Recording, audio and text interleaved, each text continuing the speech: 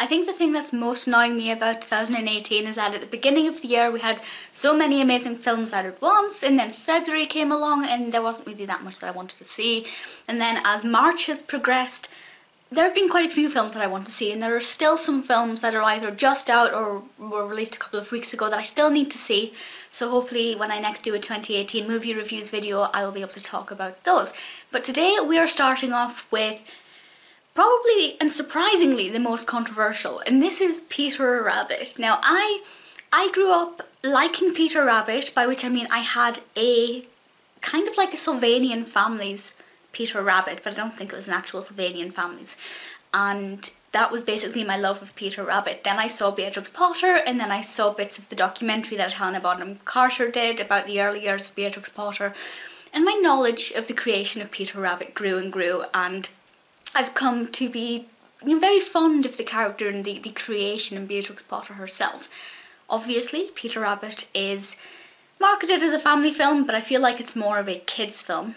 And if you haven't seen it, this video, as always, will not contain spoilers, but the controversial aspect is where the rabbits, the characters, are throwing food at a character who has food allergies, and obviously the controversial aspect there is that children copy what they see and they're going to start doing that, and visions of all these kids lobbing peanuts at a child who has a nut allergy.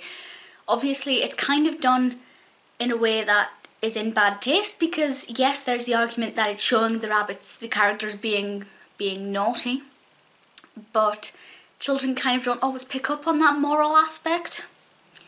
But it was a cute enough film. Kind of didn't like Peter Rabbit as a character. He kind of annoyed me a bit. A nice little pre-Easter watch, but nothing to write home about. Then we have one that I knew was going to go either way. This is Game Night. When I read the description, I thought that kind of sounds a little bit like House, and because I love Amy Poehler, I really enjoyed House. This one, when you watch it, it actually has quite a different feel to it. These couples, these friends, they come together because they like doing quizzes, they like playing games.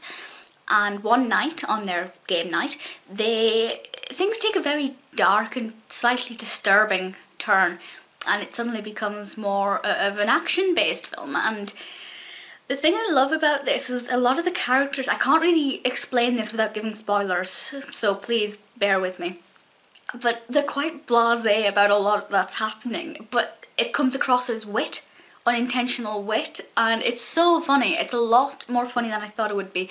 I think the main reason it works is because the characters are really likeable. I think the characters involved are very likeable to watch, or they're enjoyable to dislike. So for me it's definitely character driven in the dialogue that comes from those characters, but the narrative itself is still pretty interesting. Lastly, we have one that I was really nervous about, and I knew that I would like it, but I wasn't sure if it would live up to my expectations. It kind of did, but kind of didn't. Tomb Raider. I am a huge Angelina Jolie fan. The Jolie Tomb Raider films have a very special place in my heart. I love them. So this one I knew I'd like the story, I'd like the narrative, and I did. I liked the way it developed. I thought it had really good pacing. The issue here is that I will naturally, rightly or wrongly, compare it to Jolie's Tomb Raider. That's always going to be a problem. Similarly recently with Jumanji, I loved the original. I was always going to compare the remake to it, but thankfully the remake was totally different and absolutely amazing. This new Tomb Raider is quite different, and I think the main reason it's different is because of the character of Lara Croft. Now I don't play the video games, I don't know anything about the origins of Lara Croft, so I'm basing this, or comparing it I guess, purely from my other experience with the Jolie films. She is, this Lara Croft, played by Alicia Vikander, hope I'm pronouncing that correctly, is younger. Or she seems younger, she seems more juvenile, she seems less experienced, less worldly, not necessarily less intelligent. She still has a very quick way of thinking, but it feels like she's not quite as up to this challenge as Jolie's Lara Croft would be. And I feel like a lot of the time she has character responses that seem almost out of character. So in that way for me it was quite uncomfortable at times, but again, had I not seen Jolie's Tomb Raider films, then I wouldn't really have that thought process, and that'd be absolutely fine. So in a way, it's my own fault that certain aspects were not perfect, but at the same time still a really good film, and I would definitely recommend it. I think at the top of my list now is Ready Player One and Sherlock Gnomes. In June we have Ocean's 8, which is just, it's been like 2.5 years or something. I'm getting really impatient now. And hopefully Dumbo at some point. And if anybody knows when 55 Steps has a UK release date, please tell me. I'm desperate to see it.